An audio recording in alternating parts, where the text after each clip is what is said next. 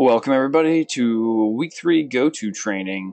We're going to review just a little bit of what we talked about yesterday, go over questions. Thanks everybody who submitted their weekly plan. Weekly plans have steadily been getting better and better, so I just want to give everybody props for that. Well done. I've been pretty happy with them.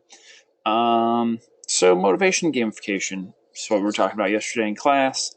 It's a pretty important topic. We're going to look at motivation, in this class, but it's the thing that is what's going to carry you through the rest of your career. And it comes and goes. It waxes and wanes. There's days when I'm super motivated and feel on top of the world, and there's days that I need to work on my motivation and make sure that I'm, doing what I need to do to stay motivated. I think there's certain things we can do to kind of, cultivate motivation, cultivate, positive attitudes that will make us more motivated, but it's different for everybody. Things we're going to talk about: motivation, self-determination theory, gamification, fun theory, mixing work and play. Dan Pink talked about it in Whole New Mind. We watched the TED Talk yesterday where he talked about the candle problem, how that works, how people are motivated. And kind of got some different ideas about what motivates people, about where some of the conventional thinking has been historically, what's worked historically, and what works now. We're living in a conceptual age, and what that means is,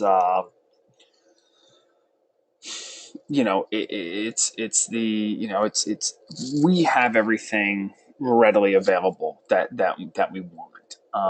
If we want, information, if we want tools, it's all there at our fingertips. The internet is this kind of, super, invention that just wasn't around, to the same capacity 30 years ago. I remember when I was a kid and I had have questions for my mom, I'd be like, oh, and I'd ask some random question about a topic she wasn't knowledgeable about. And she'd say, what we could do is go to the library. And that was always her response, like, we could go to the library and look that up. Which makes me laugh now because, it's just like that. It's just like, no, I'll just check the internet. We have, Google is at our disposal. I think about people, just conversations, how that works. We get into a debate with one of our friends, and, years ago it was, we'd debate something and it could be, trivial information that wasn't particularly important. And we'd sit and we'd debate and we'd go back and forth, and I think it's this, and I think it's this. And, we kind of go on and on. Now we can settle, petty arguments pretty quickly by consulting the internet. It really has changed the way that people, interact socially, business wise, and, and just in general. The internet and having all that information readily available to us is pretty powerful. It also means that a lot of tasks have been mechanized. And what I mean by that is, things that people used to do, a lot of the, the mechanical tasks, the calculations, the accounting, things like that, that people used to just have to sit and labor over, are mechanized now. We have computers that, can supercompute, that can do awesome stuff. You think about, I like to think about, we live in Florida, NASA's very close. The calculations that were required historically to get, rockets into space, get people to the moon, it was a lot of people doing a lot of work. And it's not to say that they're doing any less work now. It's just that a lot of it's been mechanized. There's computers that can do a lot of the work for you. You get modeling software that will model, or gravity and where planets are in their orbit and how that'll affect, space travel, things like that. in the world, we've kind of moved in leaps and bounds, um, and gotten pretty fantastic places in the meantime. Um, so we look at what people are looking for. These are the things that can't be mechanized. That's the new thing. As we move through the digital age into the conceptual age, so much has been mechanized, and what isn't or isn't yet mechanized is things like artistry, big picture thinking, inventiveness, and empathy. Computers don't empathize. Artificial intelligence, has taken us so far, but it's kind of not at it's not at the place where computers are making art. Not necessarily, not yet. Yeah, Chelsea. Yeah, definitely not yet. You know, inventiveness. There still is a lot of need for human input for inventiveness, and computers are tools, and that's great. And at one point, they may surpass. They might pass us up, and they might start doing more and more. Um, who knows what that looks like in the future. I don't want to sit and speculate and worry too much. Yeah, iRobot. There you go. So what moves us into action at work? That's kind of the real question. What are the things that keep us motivated, that keep us wanting to go back and wanting to do more? And feel free to jump in if anyone wants to. You can raise hands if you want to talk about stuff. If there's things that that strike you, or feel free to jump in the chat box. We want to find out, what it is that motivates us. What is it that keeps us coming back and doing what we love to do?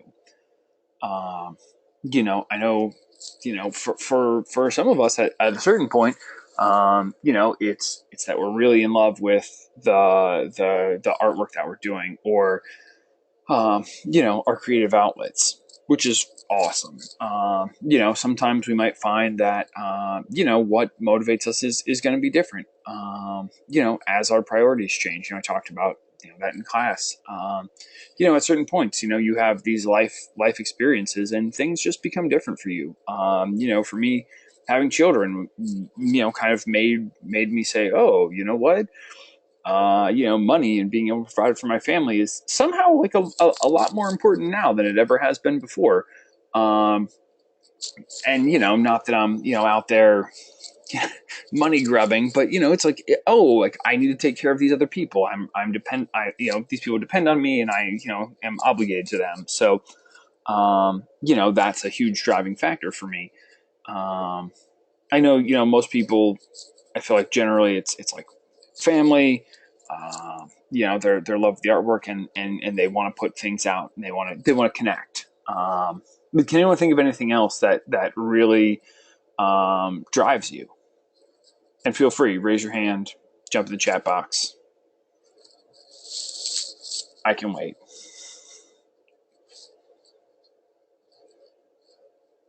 Inspiration. Okay, yeah. So inspiration, that's a huge one. When you're inspired, you feel led to go do the next thing, work on a piece of artwork, or do something creative. Absolutely. What else? The end result. Okay, so yeah, you're looking at what you can make, what you can do, what your final product is. And the final product is kind of thinking about the final product is what keeps you motivated, Jeriante?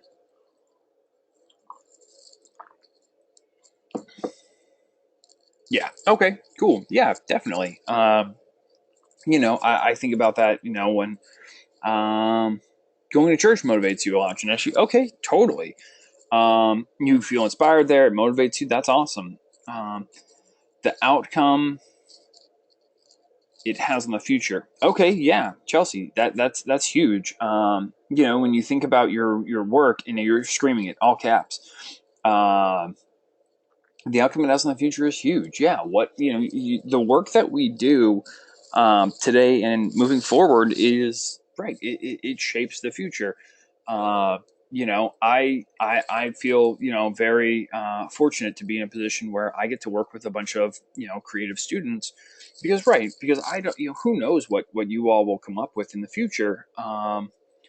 My hope is that you're really knocking it out of the park and you're doing super awesome work. And I can look back and say, those are my students. Those are the people who I taught. Those are the people who, maybe I didn't teach you, how to hone your skills at your craft, but I had some part in your education. Yeah. So absolutely. That's huge for me, knowing that I have that. And it's good to know that knowing that you can shape the future is important.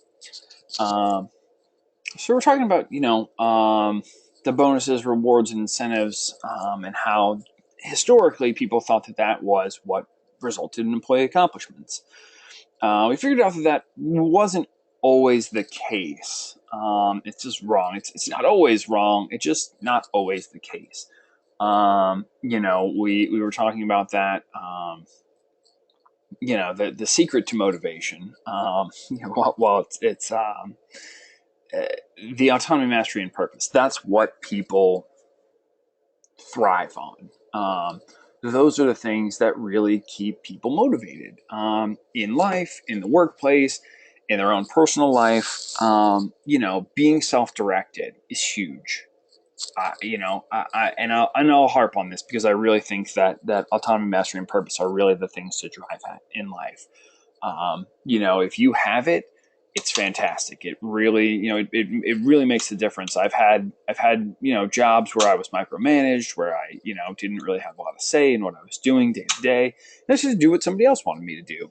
And it's not to say that I have, all the autonomy in the world and I just get to do whatever I want, but I get to do a lot of, I get to focus specifically on topics that I want to in class. I can bring up other things that maybe aren't, um, standard curriculum pieces. We have certain material that we have to cover, but it's really nice to be able to not just, feel like my day to day is this cookie cutter life that I have. And some people really thrive on that, and they thrive on the structure, and that's fine. It's not to say that they're wrong or that that's bad, but I know that for a lot of you all, you're creative and you want that autonomy. Mastery over your skills. It's why everyone's here. No one's here because they want to be mediocre at what they do. I just don't believe that anyone comes to Full Sail and spends the time and the money and the effort, the kind of blood, sweat, and tears, if you will, to be here and to get an education just to be like mediocre. If you want to be mediocre, you're probably in the wrong place. People want mastery. We want to be able to master our craft, master our skill, and then be able to take it to the world. Do what it is that gives us purpose. Pokemon theme plays, yeah. Right. We want to be the best, and we want to be driven. Having something that we that drives us every day is what keeps us coming back. So we've talked about what motivates each of you. I'm not gonna sit on that. I mean, you feel free to jump in if you want to keep talking about those things. But I think we have a pretty good idea of what it is. So we talked about the candle problem, which comes up, which is kind of this huge breakthrough. We figure out like what drives people, what they're into, what they're all about. The creative thinking. How. How a exterior. An extrinsic motivator doesn't do as much for us when we're being asked to think creatively. That is pretty eye-opening for me. I really like word problems and like puzzle games and things like that. It's a lot of fun for me. Brain teaser type stuff. It's just like I really enjoy that. Riddles. I think that they're a lot of fun. So the candle problem was pretty interesting. When you have to, it was the functional fixedness that we have to overcome in order to to kind of be creative. So knowing that we were using the box other than for its intended purpose, and that knowing that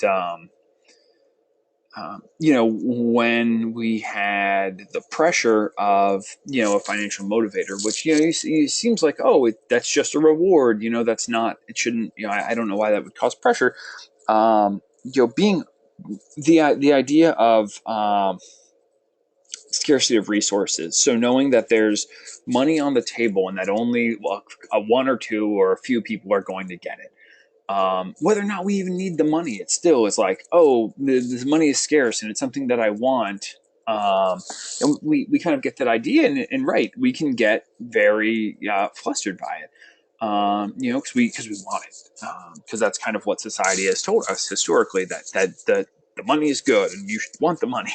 Um, which again, it's an important tool, and I wish I could say, it shouldn't be a factor, but it is. There's just no way around it. It's a tool we most of us need to live. But right, overcoming the functional fixedness of knowing how that works, being able to be creative for its own sake instead of for incentive. You know, it's not about Benjamins. That's kind of what we look at when we see things. We have the, more creative tasks versus more mechanical tasks. The more creative tasks are, not, we can't incentivize people to be more creative in, with a limited resource like money. The more mechanical task, it's like the race. It's, can you complete this the fastest? Who can complete it the fastest? Who can, assemble the most widgets? That person, gets the most money, and it works all day long in that model. In the mechanical task, where it's just, be the fastest, get the best thing. It's funny, and that works most of the time. But there's some interesting information out there on, it was like historically on the assembly line, at Ford.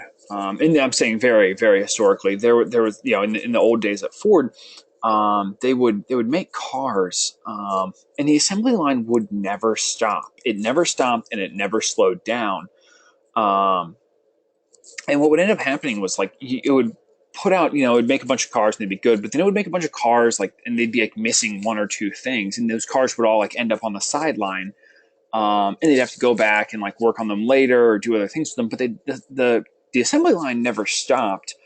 And it wasn't until they got some people from, I want to say it was from either Toyota or Honda, I can't remember, basically came over and were like, hey, it's more effective for you to slow this down just a little bit, and address the issues that you have, instead of, just pushing out all these cars. Miguel, I see your hands up. What have you got for us? I have a question to ask. Sure. I was going to ask earlier that when we're solving riddles, how can we tell if it's a riddle that requires us to solve it creatively, and how is it from a riddle that we need to solve it mechanically? I'm sorry. Could you ask that question one more time? I apologize. How can we tell when solving a riddle that we need to find a logical solution to solve it, or find a creative way to complete it, like the candle problem? I think each riddle is different. I don't know that there's a way to tell which one requires mechanical thinking and which one requires like a creative solution. It really just depends, because they're not all the same. You know what I mean? All right. Does that? Well, I mean, I realize that that's not super helpful, but each one is going to be different. Yeah, all right. Chelsea jumped into the chat box, says, "Yeah, you got to listen real close to the riddle." So right, I mean, sometimes there's a clear cut answer to a riddle, and sometimes it's more abstract. And unfortunately, there's not clear a clear way to tell you what which thing it is. So yeah, yeah. Unfortunately, it's not always clear with riddles which one they fit into. Okay. Well, I have another question. When you were Sure. talking about the cars and the assembly, the assembly line Right. that they're pushing out all these vehicles, but they say you need to slow it down to make them better. Isn't that like an example of them preferring quantity over quality when it Um, should have been the other way around? it's yeah. I mean, basically, it was the executives, and it was GM. It wasn't Ford. I went and I found the article on it, and the plant that they opened, it was the collaborative plant between GM and Toyota. It was called the NUMMI plant, NUMMI. So it stood for New United Motor Manufacturing Incorporated. So if anyone's interested I in it, think I heard that story before. what's that? I think I heard that story before. There was like a car that they were trying to create, but they realized that instead of taking the time to make it fully functional, like how it was initially shown to be, they were like mass producing it, and then those that managed to acquire said vehicle realized that there was like several things wrong with it, and then they had to like call back the cars to try to fix them. Um, that may I have been remember. that may have been part of the issue. There's actually like there's an interesting episode of a podcast I listened to. It's called This American Life, where they talk about the NUMMI plant. But in any case, it closed down in 2010, and then they sold it off to Tesla. So Tesla Motors now owns the facility, which is cool and interesting. Okay. Yeah. Um, So thank you for everybody for listening to me on that aside. Back to kind of what we're where we're going. It's like what are the rewards, the incentives, things like that really keep us motivated. There are some. There's definitely some. You have the stick and the carrot kind of thing where you can dangle a reward in front of somebody, and sometimes it works, and sometimes it doesn't, depending on the tasks. Self determination theory is kind of one of those things. Um, we talked about it yesterday. It's the stuff that keeps you moving. It keeps you moving from within. Self determination theory. So it comes from the inside. And we talked about it in class. It was competence, autonomy, and relatedness. So these are the driving factors behind self determination theory. You want to be, and again, these are awfully similar to autonomy, mastery, and purpose. Um, but right, you want to be the best at what you're doing. You want to have some autonomy in how you do it, and you want to be related. Relatedness. You want to be related to the world. And ideally, that it's relatedness and purpose are pretty similar, or can over there. There can be a lot of overlap there. So I think that again, finding out what those things are for you, finding out how you're driven is very important. Um, did anyone think any more about gamification? I know we talked about it and we gave some examples in class. Did anyone think of other like interesting gamification stuff that they've come across in the world, that they've seen, stuff that stood out to them? Feel free to raise your hand or jump in the chat box. Either way, I think gamification is really fun and interesting. It's some people are like, oh, that they look at it more as like making chores fun. I like it a lot from um, the advertising and marketing perspective. Especially like I was talking about with Waze. The app Waze. I think they've done a really great job at gamification and making it a really fun experience for people to have. Um, Anyone jumping in? No, doesn't look like it. You listen, I imagine, to music when you wash the dishes, YouTube ads that are gamified.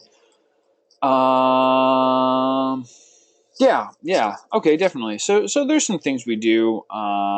Things to I think that there's making a task less painful. Like listening to music makes it a little bit easier. Kind of dancing around, having fun, doing that. Um, it definitely makes it less painful. I still am like, and this is just me personally, like not a official opinion or stance. but I wonder, like, is listening to music gamification? Like, does it make it a game? Does that bring a game mechanic into it, or does it just make it less boring to do? And this is just me and my thoughts. I've given the example of listening to music before, so I'm not saying it's like right, wrong, or indifferent. But I wonder about that. Like, is there a game? Is that a game mechanic? It makes everything less boring. Totally, it does. But is it a game mechanic, which is like kind of the one thing that we're looking for? Watching videos while clearing the kitchen, again. It's totally more fun. No arguments. Like watching TV while you're doing a lot of things is makes things a lot better. Or listening to music while you're doing stuff. Um, but I don't know that like that it. And this is just like me spitballing. I'm not again. Like changing the position or anything. But I wonder, like, is that do people like is that gamifying? Is it adding a game mechanic? Is listening to music a game mechanic? YouTube ads give scavenger hunts. That's totally a game mechanic. Absolutely, like giving someone a task. The detergent. I haven't seen that one. Yeah, you pretend to sink. Oh, you pretend the sink is a basketball hoop. Totally. Yeah, be careful. Don't break your dishes that way. But yeah, that right there, definitely a game mechanic. Because, right, you're turning what you're doing into a game. 100%, I'll definitely give you that. I think sometimes I have like I live in a 2-2, so there's two bathrooms. So like I'll go and like I'll clean them in a parallel form where like I'll go and I'll clean both like sinks and counters, and then clean the showers and clean the toilets and like I have not quite make it a race because it's just me doing all the work sometimes. Not always. My wife does a lot of work as well.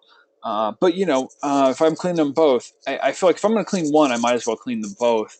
So I like to like kind of do them in a parallel way, and I don't quite know that it makes it a game, but racing, trying to get it done quickly, kind of makes it a little bit easier. Makes me feel like I've accomplished more when I can clean both the bathrooms. Um, Piano staircase, boom, right there.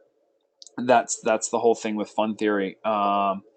Miguel says, sometimes I try to do something within a set time limit, finish within the time limit, feel like you've won a race. Absolutely. Yeah, it's funny. One of my counterparts was doing that. He set timers up for getting some of his work finished. He's like, oh, I got this work. I need to get it done within this time frame. So like I'm going to set timers up.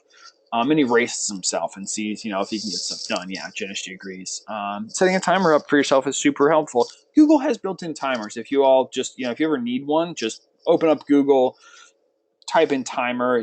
They will give you a timer right there. So if you ever, if you have an activity, you need to get something done in a certain time limit, use a timer on Google. It's pretty helpful. Definitely not a bad way to do things. Fun theory we were talking about with piano staircase. We talked about it yesterday. When people make things fun, you can change behavior. That's pretty impressive. So much of the world is like, I would do this if insert whatever you want. It's like I'd eat better if it was more convenient. I know that a lot of people I see because I see your plans. Like I know that like eat healthy is always on people's plans each week. And setting yourself up to be able to eat healthy is difficult, especially when you have easy choices. It's when it's easy to make a less healthy food choice. So like you can go to McDonald's with $5 and like eat food, and you get what you get. Versus like you can go to the store and buy a whole bunch of fruits and vegetables for similar amount of money, but there's work involved and there's some prep time and there's other things that go into it. I know for me, I did not I didn't pack a lunch a lot when I was a young person. Especially while I was in school, it wasn't something that I did. I just didn't think about it, or I didn't want to, or it was a lot of work to start to go out and to get all the food in the first place. And then it's like, well, if I don't eat it, and as I've gotten older, I've started eating more and more healthy foods, and I kind of choose better snacks. And like my coworkers they don't make fun, but they're like they'll comment on because I eat carrots, like whole carrots at work. you know, like I just like carrots. They're pretty good. I don't know that I liked them that much when I first started, but I was like, yeah, it's a pretty healthy snack. It'll keep you full for a long time because it takes your body a long time to break down those carrots. So I eat a lot of carrots and bananas. I like bananas a lot. But right, like having those on deck at my house, like I go to Costco and I buy a big bag of carrots, and then I can bring them to work, um, get and I have them there. They're convenient at that point. So just setting myself up to be able to make healthy decisions is super big. Whether or not that's fun, I don't know. I think it's kind of funny to eat carrots, like whole carrots, because it's kind of loud and people think it's a little bit weird that I'm doing it. But it's what I like. I'm trying to make healthy decisions. So if you can find ways to make healthy decisions, better decisions, fun, more exciting, I think that's a good way. Yeah, Charlie says pretend to be Bugs Bunny. Totally. Right. Same thing with, like driving your car versus, walking or riding a bike or skateboarding to school. There's like a bunch of different options. And if one of those is like more fun, if riding my bike, I would rather ride my bike to work than drive my car, but I don't want to be hot and sweaty. That's kind of my limiting thing. It's like I'm like, oh, there's this one level that I'm uncomfortable with, so I don't want to be hot and sweaty. So maybe in the winter time, like I could ride my bike more. We have a short winter, but maybe in wintertime I'll give that a try. We'll see. So we have some of the companies, Zappos, Google, Pixar. They're the ones who really they make workplaces fun. They really do. I would encourage everyone at some point to kind of go online and check out what those companies are doing in terms of setting up workplaces for people. They do a really good job. They make their workplaces fun, exciting, cool places to be. Um, and it's worth checking out. They're obviously doing something right. They're able to put out super fantastic products. People really like them. People continue to do business with them. So it's pretty worthwhile. Has anyone thought about that? Like companies that you've heard of within your industry that you want to work for, that you're like, this is a company I've heard great things about. Yeah. Oh, what is it, Chelsea? You can raise your hand. I can call on you, or you can type. Everybody, feel free. All right, Chelsea, you are unmuted. What's up? I really want to work for Pixar, like really bad. Okay. What is it about Pixar that like kind of makes you want to be there? Well, mostly just because they make children's movies, and I grew up on their movies. So Mm-hmm. Have you I seen really like? want to make movies for children. Okay, sure. I mean, like, is there a reason like you would be like more into Pixar than like a different company that was doing children's movies, like than like that you'd rather work for Pixar than like Disney? Well, Or I guess there's I would also be fine overlap there. for Disney, but I want to work for Pixar more. Just I don't know why, but I do. No, that's fine. What I would encourage you to do is, Pixar is a great example. I think they're really cool. They have super fun offices. They think about what drives creativity, what keeps people going. Because again, like in that industry, like the work you do is really fun and cool, but it can be really really tedious. If you're you know a character rigger and you're rigging this character over and over again, you keep breaking it and other things. It can be frustrating, and you want to have like a refreshing work environment. So I would say like go online and look up what Pixar offices are like. I know there's a video that we play sometimes in this class that goes into it. But it's they have pretty cool offices. It's definitely worth checking out. Zappos, Google, and Pixar all are kind of that way. They're fun companies that do pretty cool stuff. So worth checking out.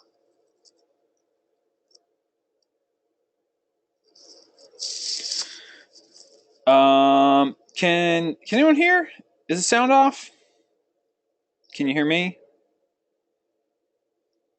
Okay, cool. Just want to make sure. Um, Okay. So right. So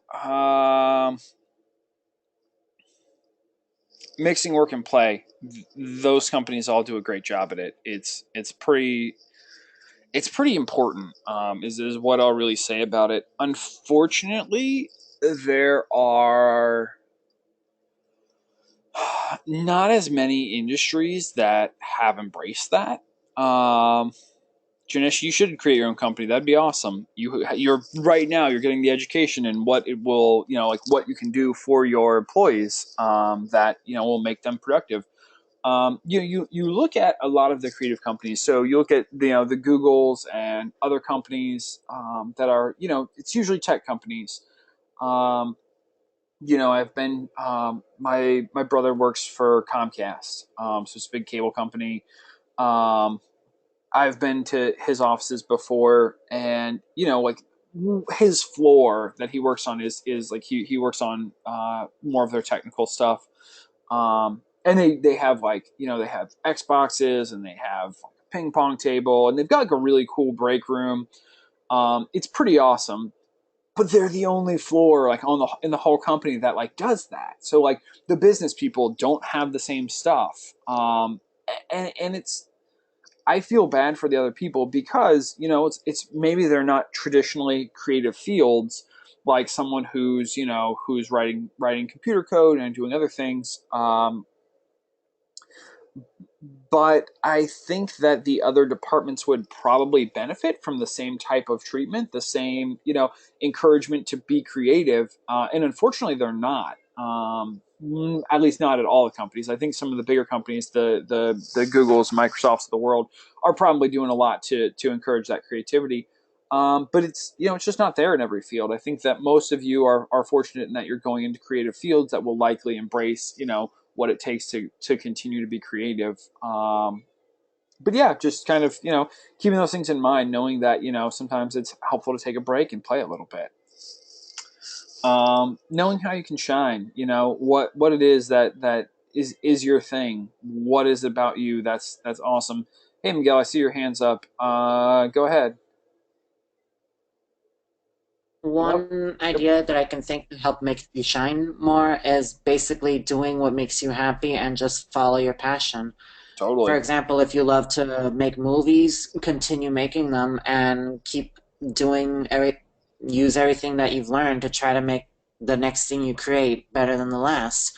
Even if some people would suggest to you that even if you just do something very simple or plain, if you make it as to the best of your abilities, that's when people can truly see the potential that you have to offer. Yeah. No, I totally agree. Thank you for sharing that. You're welcome. So right, knowing what makes you special, knowing what you bring to the table, and knowing that you have a unique skill set. It's important. It's something that I think everyone should really be focused on. What it is about you that sets you apart and that makes you different from your peers, and from everybody else in your industry. Um, so things to think about. Things. What's your specialty? How do you want to specialize moving forward? Or do we were talking about it yesterday, do you want to be specialized? Do you want to be kind of more eclectic in your skill set? What's going to work for you, and figure that out. That depends on all things. It depends on the market that you're in. It depends on the region of the country that you're in. So just things to think about, moving forward. Do you want to live in LA where everyone needs to specialize, or do you want to live in middle America where you need to be able to do a little bit of everything? It's always different. So that's what we were talking about today. Those are the references. Does anyone have any questions, comments, things they want to know more about? You can type or you can raise your hand. Either way. I'll remind everyone, groups, we're on our own this week, so make sure that you're working with your group to do your group activity, or team activities. Make sure those are getting done. Are are we going to start having riddles in class? I didn't think to start having riddles in class. You are welcome to bring a riddle. If you bring a riddle to class tomorrow, we can ask it. We can talk about riddles in class. I'd be more than happy to do that. I think that's a great brain exercise to get the class started in the day. So please feel free to bring a riddle if you want to class. I love riddles, so I think that'd be a lot of fun. All right, you should. If you have questions, jump in. If you don't, you're free to go. Thanks everybody for being here. It's awesome to have everybody going on. Alan, so for real life situations, it would be like doing homework and making a game out of it, or doing chores, turning that into a game. So right, so I'm looking for how to gamify something. We kind of went over that yesterday. You need to be adding game mechanics to something. So we went through that list of what some of the game mechanics were. I will post. I think I may be a little bit slacking on what slides I've put up, so I'll make sure all the slides are current on the platform. So you can go into the slide section, look up gamification, and look at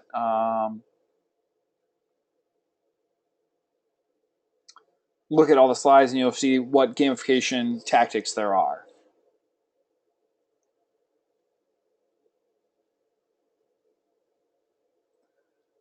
There's sometimes are markers. I don't always know. I wouldn't depend on the markers. Alan, you are most welcome.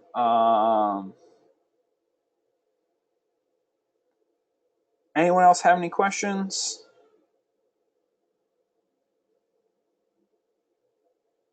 Nope. Okay.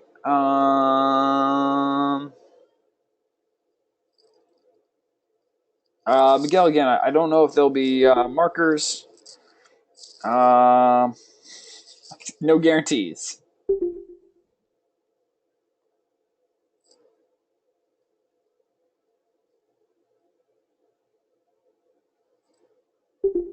All right. See you all tomorrow in class.